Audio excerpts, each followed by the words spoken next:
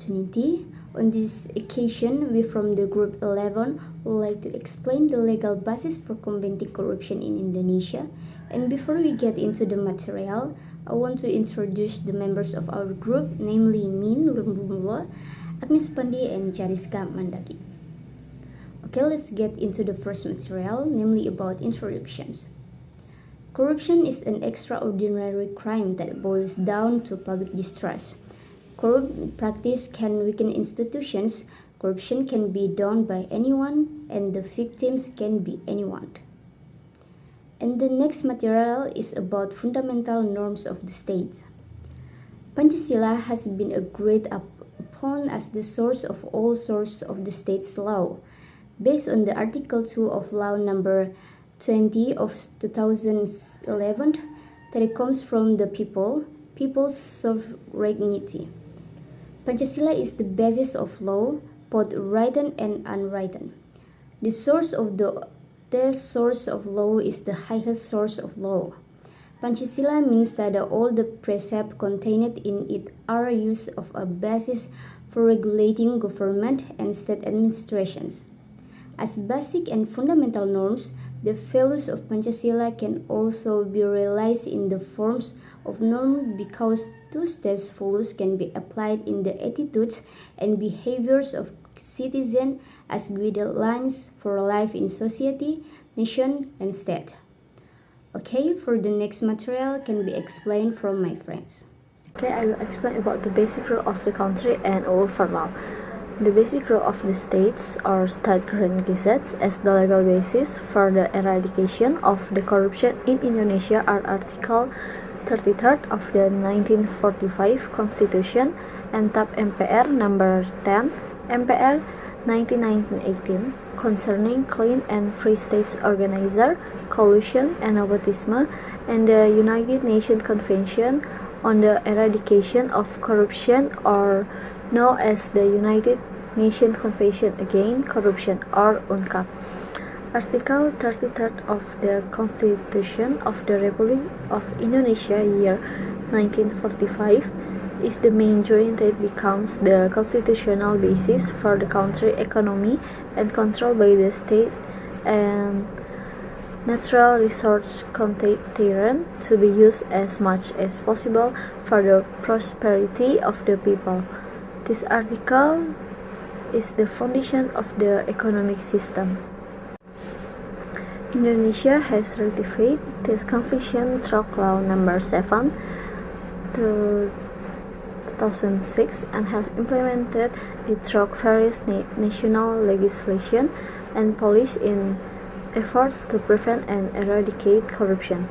The significance of this convention for Indonesia is stated in the explanation to Law Number 7 2006 includes the enhanced international cooperation specifically in tracking, freezing, confiscating, and returning assets resulting from corruption crimes placed abroad.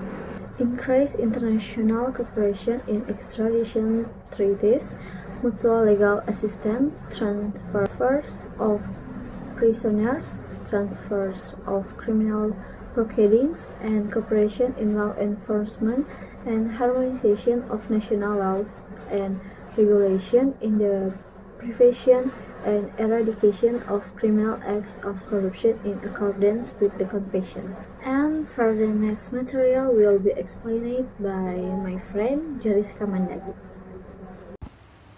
Hi everyone, my name is Jariska Mandagi.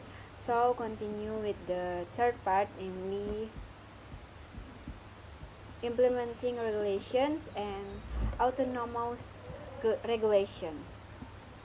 Implementing regulations and autonomous regulations in the anti-corruption legislations in Indonesia in the form of government regulations or PP number 71 of 2000 concerning procedures of implementing community participation and awarding in the prevention and eradication of criminal acts of corruption.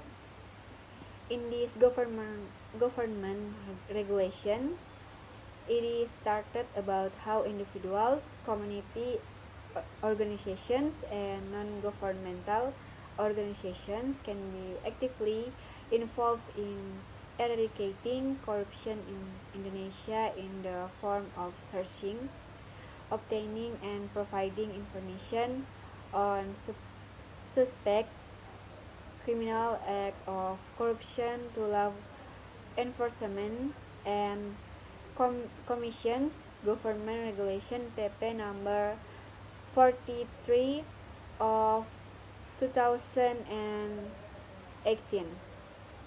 Procedure of for implementation, community participation and awarding in the prevention and eradication of corruption criminals are ratified as replacement of government regulation number 71 of 2000.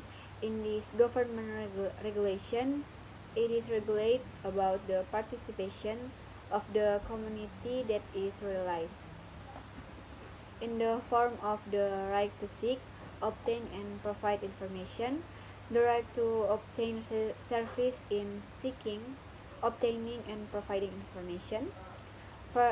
Furthermore, several courts and individual decisions have also been ratified, such a presidential decree number 11 of 2005 concerning the coordination team for the eradication of criminal acts of anti-corruption, and presidential instruction number 10 of 2016 concerning action to prevent and eradicate corruption in 2016 and 2017.